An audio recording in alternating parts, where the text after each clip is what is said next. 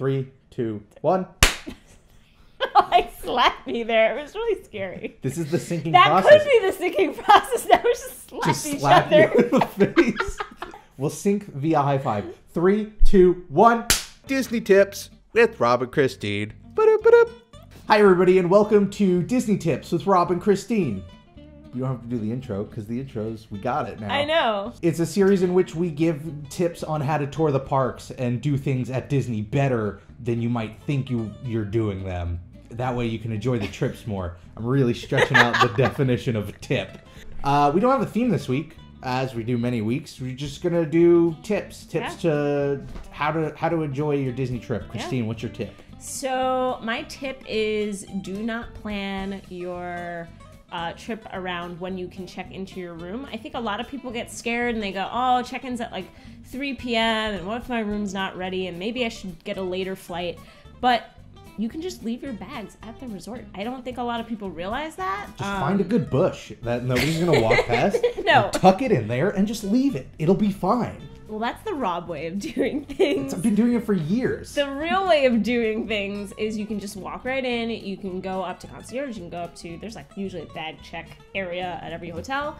They will gladly take your bags. If you tell them your name when you check in, they will make sure your bags get to your room later on, and then you can go enjoy the parks. Like, I have a 6:30 flight for our trip next month because I'm crazy, and I know my room will not be ready at 9 a.m., but I know that I can just easily leave my bag, go off to Animal Kingdom, not have to worry about it. So don't plan around the fear of what do I do with my bags? I'm not going to be able to enjoy my full day, because you can enjoy your full day. All right, my tip is also somewhat hotel related, and this one I didn't think was an actual real tip worth giving, except every time I take somebody to Disney who just hasn't been there in a while or never been there at all, they keep asking about this as if it's like this crazy concept, and so I feel like maybe it is worth pointing out. So if you're staying on property, virtually every hotel, I think every hotel, has a quick service sort of food cafeteria area. Even where the you deluxe can ones. Yeah.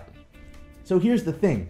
You don't have to eat that food there. You can take your food, buy it, put it on a tray, and walk it to your room. I feel like every time I try to do that, everyone's just like, can we do that?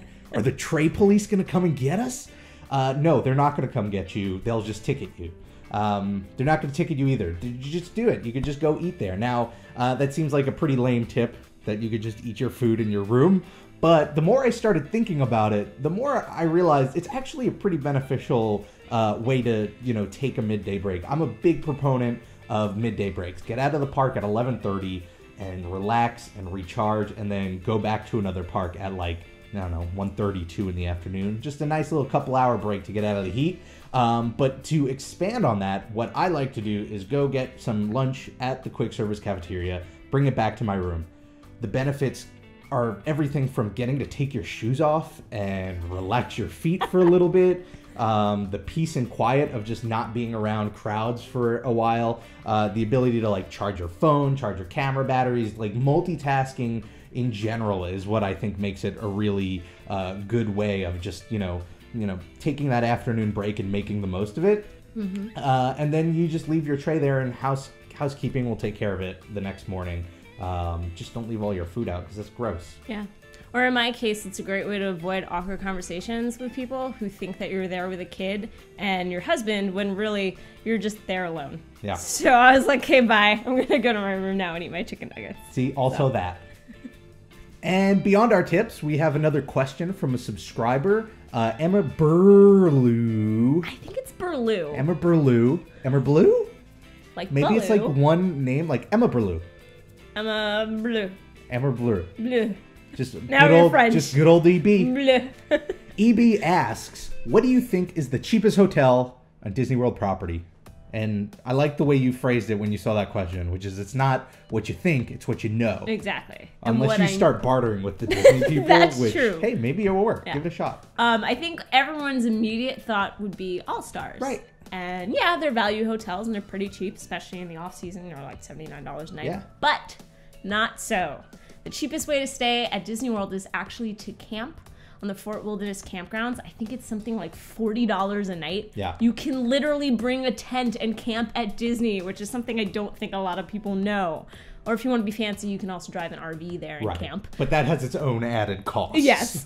But literally, it's like $45 a night. So Yeah. if you really want to go to Disney on the cheap, just bring a tent. You want that you know? authentic, like, Orlando summer Yeah.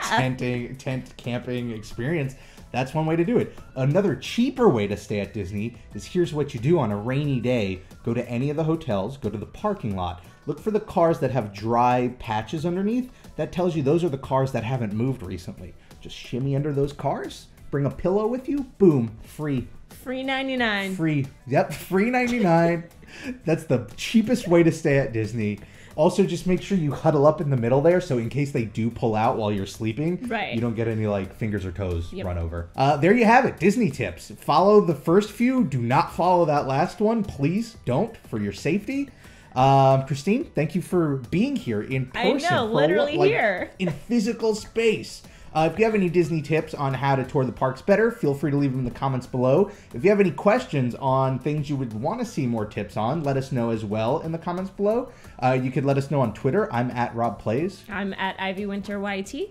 Thank you all for watching. If you want to see more Disney videos, all you have to do is hit subscribe. We do 3 a week here on Rob Plays That Game. That sounded so weird. It sounded like It's like on a TV show. like on PBS or something. Yeah, like public Yeah. television. Yeah.